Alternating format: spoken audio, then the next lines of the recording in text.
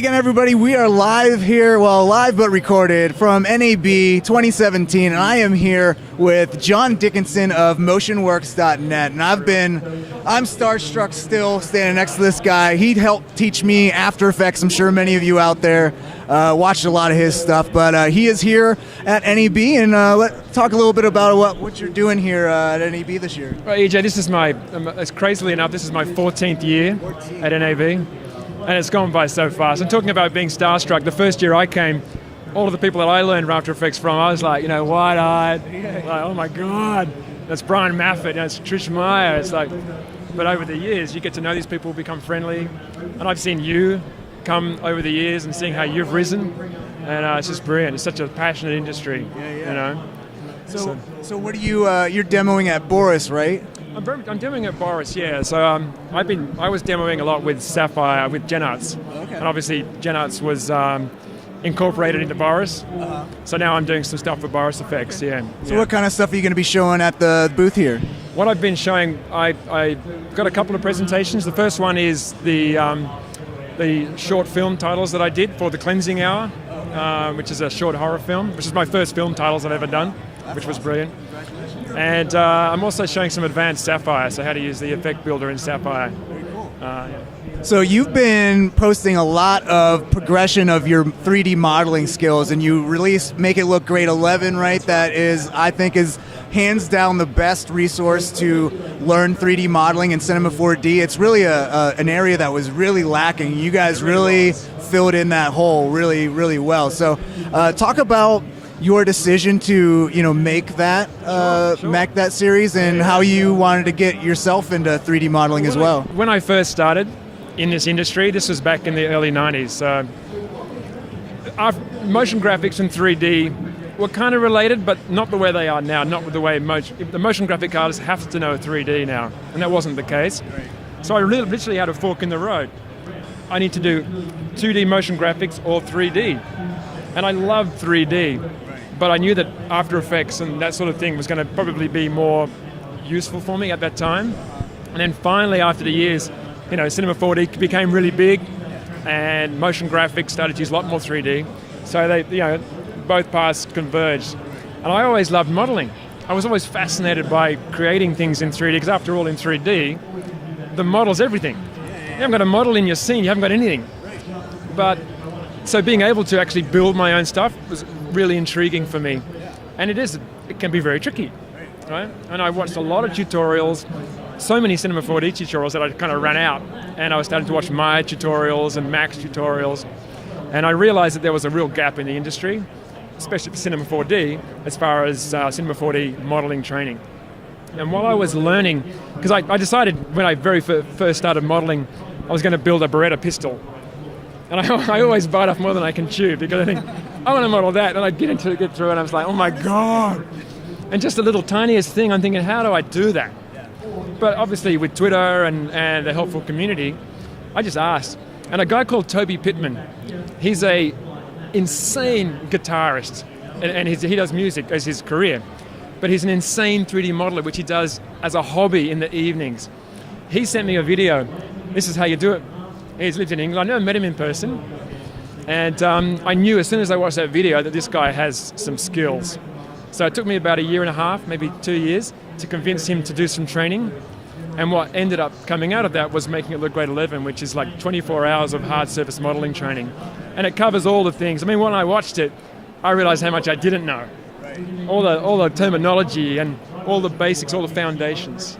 Once you watch that, you really have everything you need to really advance in hard surface modeling in Cinema 4D. So what do you think was the hardest concept to learn to really get, like, did you have a moment where you like, all this makes sense with 3D modeling? Was there that like eureka moment? There's been a few. There's been a few. One of them is funny. I was talking to Toby, and when you're modeling, you're looking at a mesh and you're making cards, it can get very confusing. But after a while, you tend to look at the mesh and you can see the topology. You see the topology you want. And Toby said, yeah, that's right, you're getting X-ray vision now. So what you see is you see the correct topology in the mesh. And when you start to do that, it's very liberating. But I think even before that, when I first started modeling, the scariest part was making something editable. Because when you start modeling, right, you're using parametric objects, and you go, oh, I can do an extrusion, or I'm using a spline and I'm extruding that. You gotta commit. As soon as it's like being in a swimming pool in the deep end and you can't swim, you're kind of holding the side. You don't want to let go, right? Because you do, oh. If I make that editable, I'm going to be in trouble. What if I get it wrong? How am I going to go back? As soon as you start being comfortable with making things editable and adding knife cuts and being comfortable with working with topology, that's when things start to make sense. You've got to get in there and not be afraid, but also keep lots of versions. Yeah. Always make copies of copies of copies. Oh, absolutely. Like that, you've got a plugin that does that, right? Storage bin. Storage bin, that's right. States and as you, that's right. I love to see the feedback. Absolutely. So you're on your Twitter page. You've been posting your progression on certain modeling projects and stuff like that. So tell us a little bit about how you decided to do that and what you're working on now. Well, I've always, I've had MotionWorks for a long time, which is my website, and I've always been passionate about sharing what I learn. And I've never got out there and said I'm the expert. I'm kind of a bit like you, a bit like Nick, discovering, learning as I go, and going, hey, look, I've learned how to do this cool thing. I might not be the best designer or the expert at it, but this is what I did.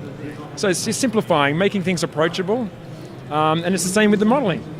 I don't know how to do everything in modeling, but as I problem solve and learn new things, I like to sort of, send it out there on Twitter, show people what I've done. This is how I did it.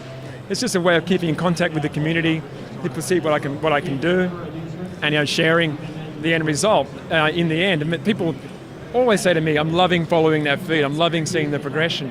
And then as I do it now, what I'm doing is I'm doing a blog post, a work in progress blog post. So I'll tweet it out, and then I'll add that to the blog. So if you go to the blog, you can see all of the information and images so far. And then at the end, you'll see the final, textured, finished piece.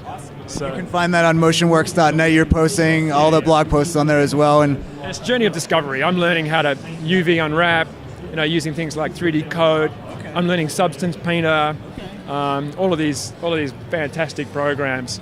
Are you planning on doing any kind of training content for those kind of applications? Are you guys planning on releasing another modeling series that builds upon that? Soon, Toby actually taught me a little bit of Cinema 4D, UV unwrapping, and of course it's body paint. And those who know that it's a little old, it's not easy to use, it makes the UV unwrapping painful. So I explored and I found 3D coat was an option. And I've already done a small tutorial on what I learned, partly for everyone to learn, but partly for me to remember next time I have to do it. You record tutorials as a reference for yourself.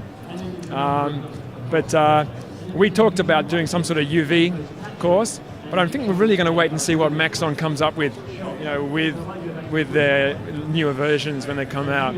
But I know that there's a big gap in UV, working with UVs in cinema. Totally. But you feel powerful when you know how to do that. When you get a really great UV map and you realize that you can put textures where you want, then you feel great. But building the model from scratch, that's the thing. When you've got a great model, it's got really good UV mapping, it's got terrific textures, lots of detail. I can't think of doing anything I'd prefer to do. Well, it's been great to see your progression on just modeling. It just goes to show, you didn't have any modeling experience, none at all. So, anyone can do it. You just have to take the time out to learn and practice. And I think I want to thank you for putting out such a great resource. I hear all the time that people are learning 3D modeling from you, and isn't that great? Yeah, and you've been, and thank you for so much of being such a influence in the community, and you're one of the nicest guys in motion graphics, and it's people like this guy here that make this industry so great, and makes coming to NAB such a great thing. So if you haven't been to NAB before, you have to come, and you get to meet some of your MoGraph heroes like John Dickinson here. And thank you so much for talking with us. And you can see John on motionworks.net and at motionworks on Twitter. Yeah, follow me on Twitter. Yeah, follow John on Twitter, and he's posting. You're posting quick tips as well, right? Yeah, modeling quick tips. I only post things about motion graphics and 3D. I don't post about anything else. You don't have pictures of like your cat or your dog or anything? It's actually tough though. I got a beautiful little pug. It's so hard not to post pictures of. Yeah. Oh, all right. Well, that's a whole nother podcast. All right, the Pugcast. Too cute. No, it's good to see All right. Thank you so much, and John from MotionWorks.net and EJ from iDesign. We are signing off from NAB. We'll see you in the next video.